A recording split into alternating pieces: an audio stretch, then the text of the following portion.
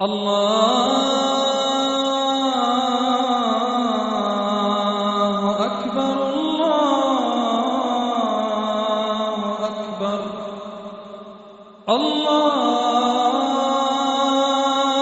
أكبر الله أكبر. الحمد لله وحده والصلاة والسلام على من لا نبي بعده.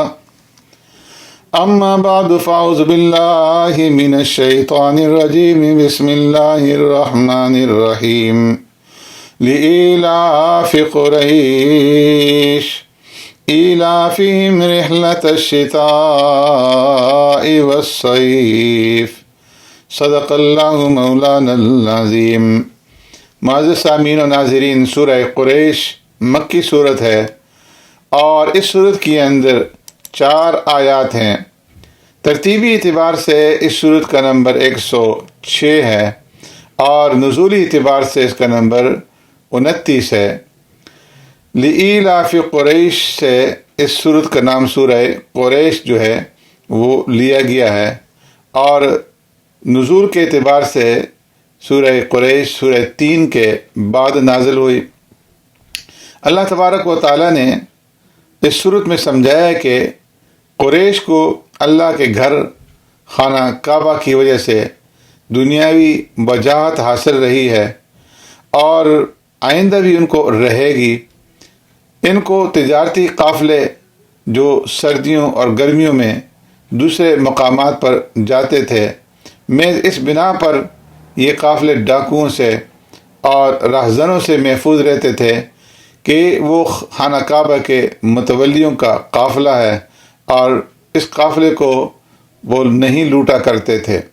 لیکن قریش کو جو اعزاز حاصل ہے، فرمایا کہ اس پر بجائے اس کے کہ خانہ کعبہ میں وہ توحید کے تقاضوں کو پورا کرتے، اللہ رب العزت کی عبادت کرتے، انہوں نے توحید کا بھی انکار کر ڈالا اور خانہ کعبہ کو بتوں سے انہوں نے نجس کر دیا. انہیں چاہیے کہ فَلْيَعْبُدُوا رَبَّ هَذَا الْبَيْتِ الَّذِي أَطْعَمَهُم مِّن جُوعٍ وَآمَنَهُم مِّن خَوْفٍ، کہ وہ رب کعبہ کی عبادت کریں، توحید اختیار کریں اور شرک سے اور کفر سے کنارہ کشی جو ہے اختیار کریں. اللہ تبارک و تعالیٰ نے 2 بڑے احسانات کا اس صورت کے اندر قریش کے اوپر ذکر فرمایا.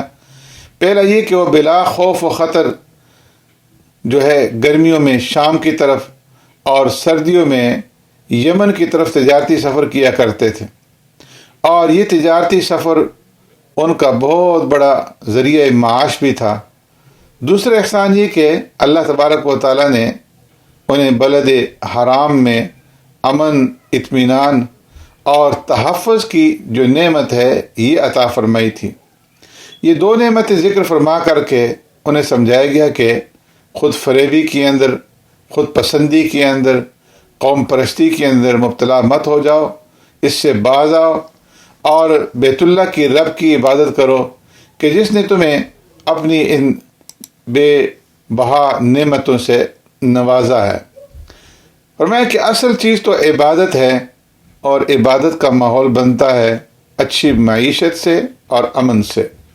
لہٰذا ایسے حالات پیدا کیے جائیں کہ جس سے امن بھی ہو اور معیشت بھی اچھی ہو تاکہ سب لوگ اطمینان کے ساتھ اللہ تبارک و تعالیٰ کی عبادت کے اندر لگے رہیں. اگر ملک کے اندر ایسے حالات بنائے جائیں گے کہ جس کے اندر امن نہیں ہے اور امن نہیں ہوگا تو معیشت جو ہے وہ بھی بہتر نہیں ہوگی اور جب معیشت بھی بہتر نہیں ہوگی، امن بھی نہیں ہوگا تو لوگوں کا اطمینان اور سکون جو ہے وہ بھی تباہ و برباد ہو جائے گا. سبحانک اللہم بحمدک نشہد ان لا الہ الا انت نستغفرک ونتوب الیک.